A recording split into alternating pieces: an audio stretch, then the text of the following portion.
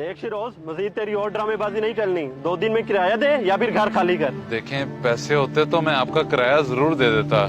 मेरा कारोबार बिल्कुल खत्म हो गया है। मैं 2 दिन में ये मकान कैसे खाली कर दूं? आप खुद ही बताएं, मैं बच्चों को लेके कहाँ जाऊंगा? खाना खाते हो ना, कपड़े भी पहनते होगे, सिर्फ किराया देने के लिए तुम्हारे पास पैसे नहीं है। और मैंने तुम्हारे बच्चों का ठेका नहीं उठाया हुआ। अल्लाह बेहतर जानता है कि हम लोगों की रोजी रोटी किस तरह से चल रही है। आप मुझे सिर्फ और सिर्फ 1 हफ्ते का टाइम दे दें, मैं किराया कहीं ना कहीं से आपको कर दूंगा। 1 हफ्ते में कौन सा तेरे पास जादू का चिराग आ जाना है? अगर फिर भी तूने पैसे ना दिए ना तो कानूनी कार्रवाई के लिए तैयार रहना। इंशाल्लाह ये नौबत कभी नहीं आएगी।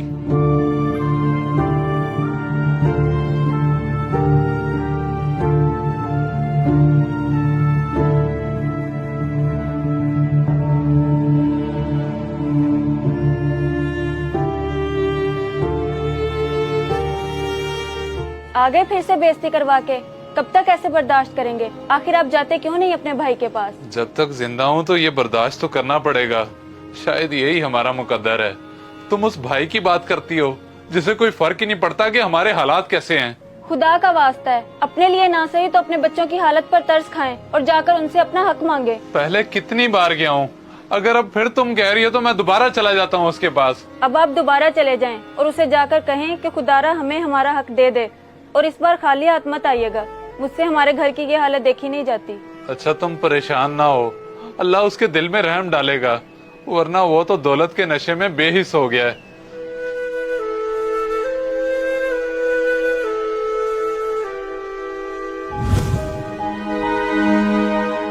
तुझे कितनी बार कहा यहाँ मत आया कर, मैं मसरूफ होता हूँ। तेरी इन फजूल बातों के लिए मेरे पास टाइम नहीं है। अच्छा, तो अब तुम्हारे पास टाइम नहीं है? वो वक्त भूल गए जब तुम मेरे पास आए थे? शरोज भाई, एक बड़ी अच्छी स्कीम मेरे हाथ लगी है जिससे हम दोनों भाई दिनों में अमीर हो जाएंगे। अमीर हो जाएंगे? नहीं नहीं भाई, मुझे अमीर नहीं होना। मेरा गुजारा अल्हम्दुलिल्लाह से बहुत अच्छा हो रहा है और ये अमीर होने वाली स्कीमें हमेशा फ्रॉड होती हैं। फ्रॉड वाली बात ही नहीं है। मेरा एक काबिल एतमाद दोस्त भी यही काम कर रहा है। नुकसान का तो सवाल ही नहीं पैदा होता। मैं चाहता हूँ कि मेरा भाई भी मेरे साथ तरक्की करे। भाई, मेरी समझ से बाहर हैं तेरी ये बातें, और ना ही मेरे पास इतने पैसे हैं। पैसों की फिक्र क्यों करते हो? ये घर है ना, बेच दो। क्या तुम नहीं चाहते कि तुम्हारे बच्चे अच्छे स्कूल में पढ़े, अच्छे कपड़े पहने, उनके पास गाड़ी हो, बंगला हो? बस जैसे मैं कहता हूँ ना वैसे कर लो।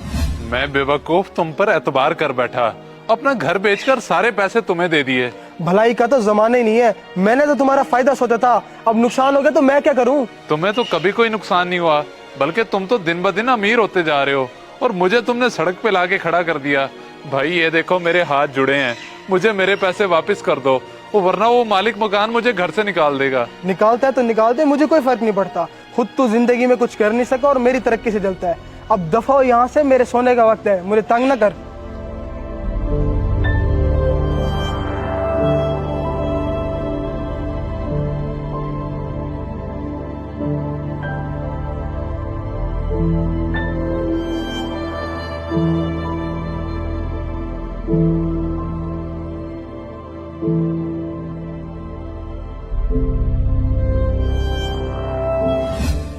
सर आपके घर में आग लग गई है।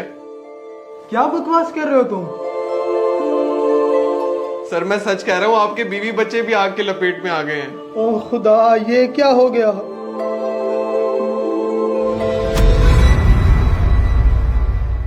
शुक्र है ये सब ख्वाब था। अल्लाह ना करे कभी ऐसा कुछ हो। मैंने अपने भाई के साथ जो गलत किया ये सब उसी का इशारा है। वो बेचारा पता नहीं किस हाल में है, मुझे उसकी मदद करनी चाहिए।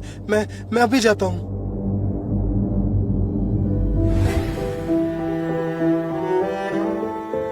अब सर पकड़ने से कुछ नहीं होना। हमारे इन हालात का जिम्मेदार आपका भाई है। अब तुम क्या चाहती हो, मैं जाके उसका सर फाड़ दूं?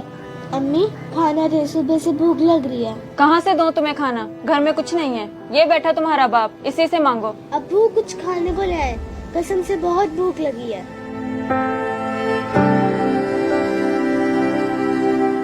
अब क्या तुम हमारा तमाशा देखने आए हो? नहीं, ऐसी बात नहीं है, बल्कि मैं आप लोगों को लेने आया हूँ। आप चले मेरे साथ, हम लोग इकट्ठे रहेंगे मेरे वाले घर में। अब कौन सी नई चाल है तुम्हारी? हमें माफ करो, मेरे पास और कुछ नहीं है। आपका गुस्सा बरहक है, मगर अब मुझे अपनी गलती का एहसास हो गया। मैं लालच में आ गया था। आपके दिए हुए पैसों से मुझे बहुत फायदा और मैंने बहुत तरक्की कर ली, बल्कि वो सब आपका ही है। बस खुदा के लिए मुझे माफ कर दें। शुक्र है तुम्हें एहसास तो हो गया। अगर ये सब सच है तो मैं तुम्हें माफ करता हूँ।